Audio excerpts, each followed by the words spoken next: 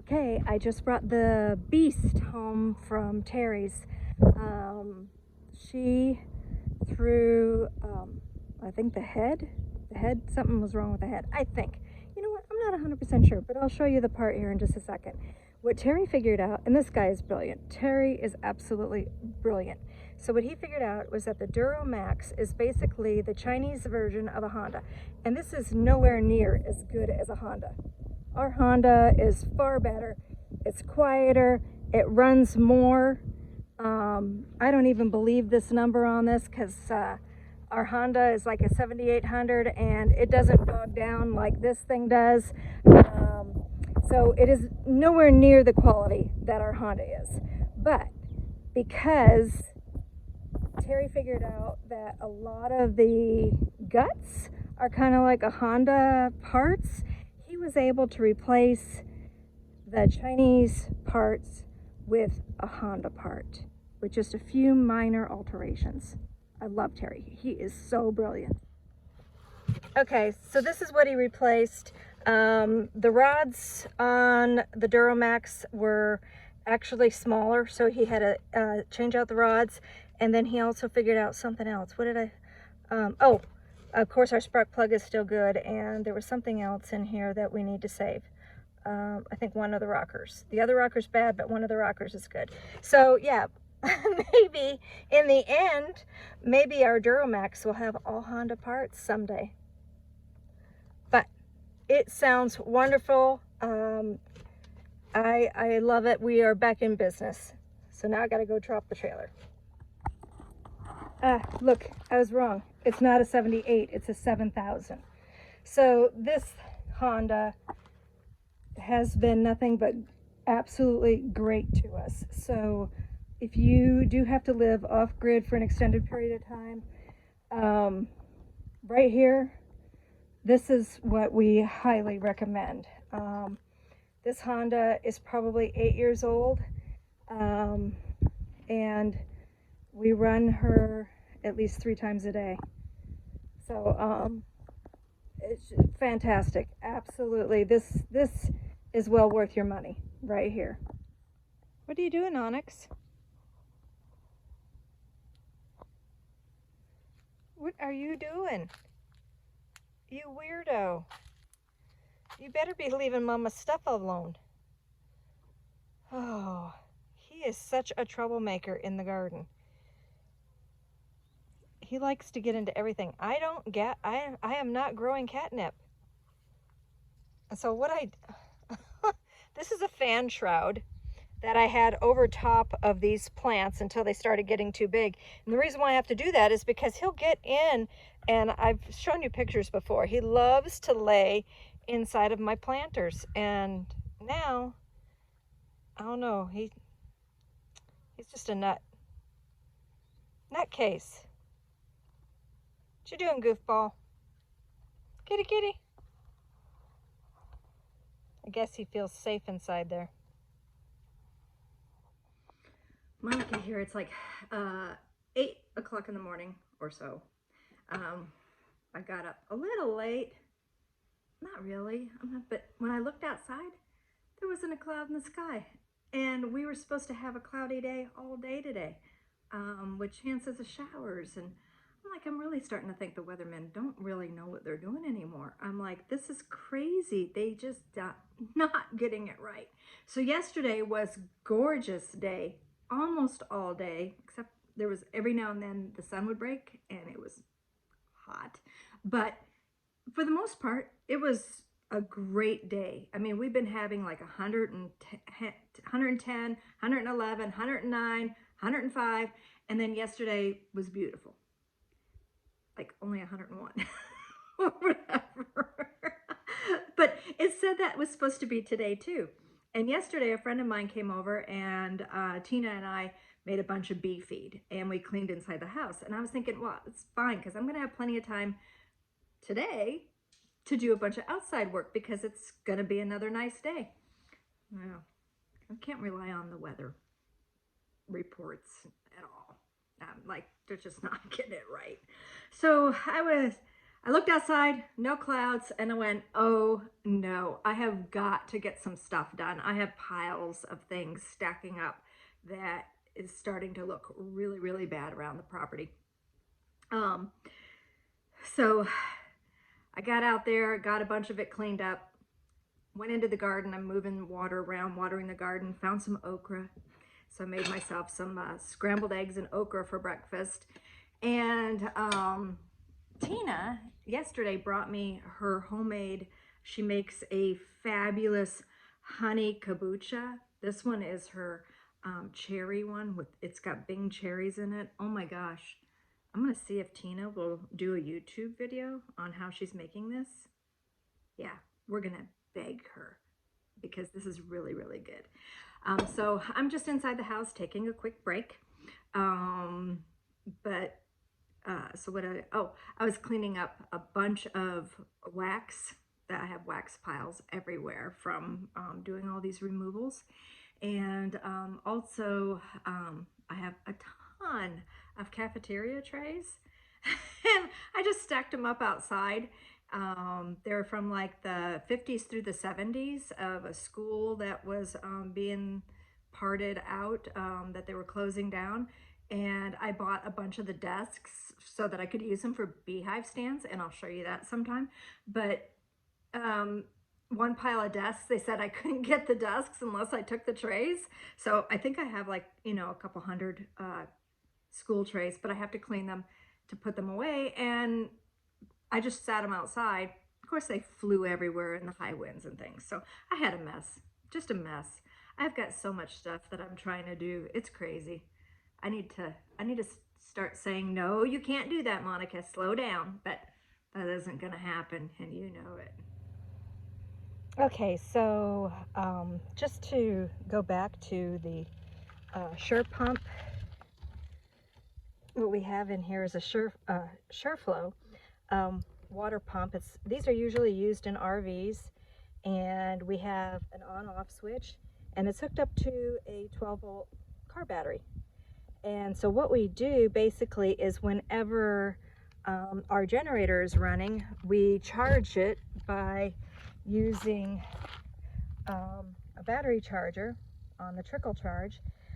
I wish this would work, but it doesn't. This stopped working, so it's just there for show.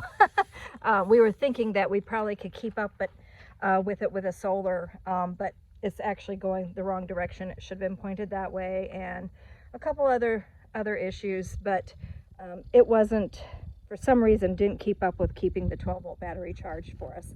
So we just run a line, and that is how we have some water pressure in the house. With that said, right outside this is the outgoing, so it's got pressure, it's pressurized. I have a hose bib that I have to turn on in order to do laundry.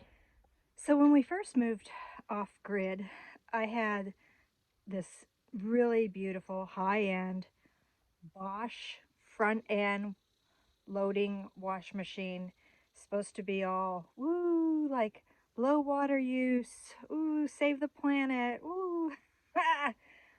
Oh, okay, so they are low water use, but they are high electric use. So high that they would not run off of the generators properly.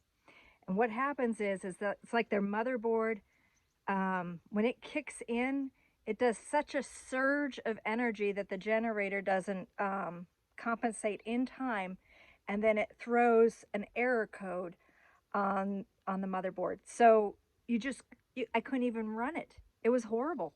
So I basically have to look for the really old style top loading agitator, the agitation type ones. They actually use less energy. Yeah, you can use those on a generator with no issues. There's no bog downs. There's no problems. So some of these things just really they really catch your attention and going, huh? That's not really, I don't just see a win-win situation. There's a win and then there's a lose, usually on anything that we see. So yeah, Save the water, use more energy, use more energy, use more water. It's a toss-up. But when you're off grid and you have to rely on generators and solar power, you're going to have to use a top-loading washer. I haven't figured out any other thing other than hand washing. And so here we go.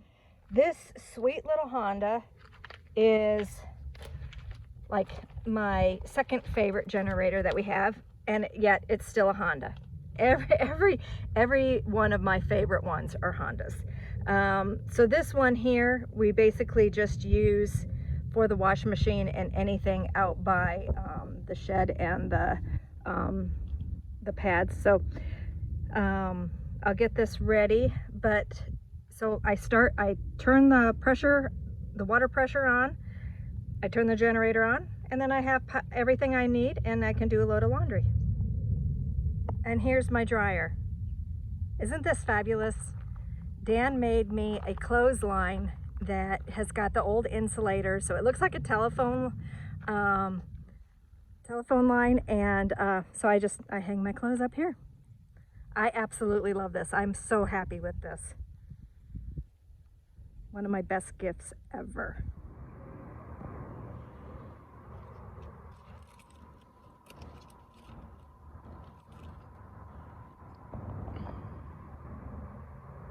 Hey, little guy. So that's a road runner. Looks like a really young road runner. What are you doing, buddy? Oh, the sky is absolutely beautiful, and the temperature's dropped to about 80 degrees, but it's not raining here. So Dan and I took the opportunity, since it was nice, to put a bunch of our extra rocks that we had on a pile all around our non-potable water that is our excess for the garden. So we also, when we put this in, and we have a lot of filling to do. There's so much extra that we need to fill in, but we're out of rock.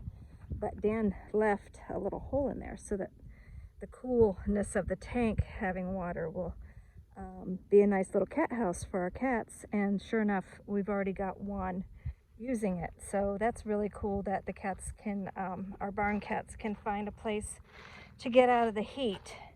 But I think it looks pretty because it's kind of like rusty, hematite, stained quartz, and kind of matches our tank. And we have a Vitex planted next to it.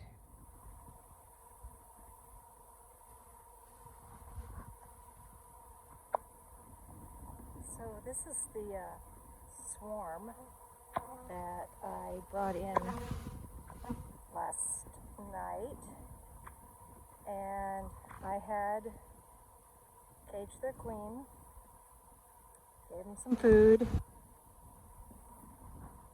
and this afternoon while I'm in here working bees, I noticed that they tried to leave. I think they thought that their queen was going to follow them, and then when she didn't, they've all come flying back. So hopefully that stopped them. I am not impressed, girls. It's a really nice box, well, except for that corner. Y'all are just naughty girls.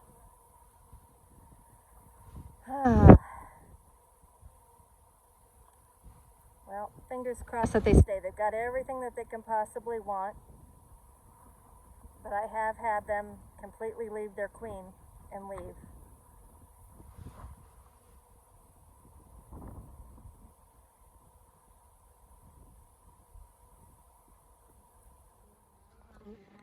This is a solar wax melter experiment that didn't really work. Cast iron tub that did get hot enough to drip wax out, but the wax would cool before it reaches into the collecting bin, which is kind of awesome for the bees, because as you can tell, they are stealing the wax. Look at them, packing it on their little baskets, shoving wax in their baskets to take home. Such genius little creatures. Absolutely genius. This wax is for them. I won't be taking this. They need it more than I do.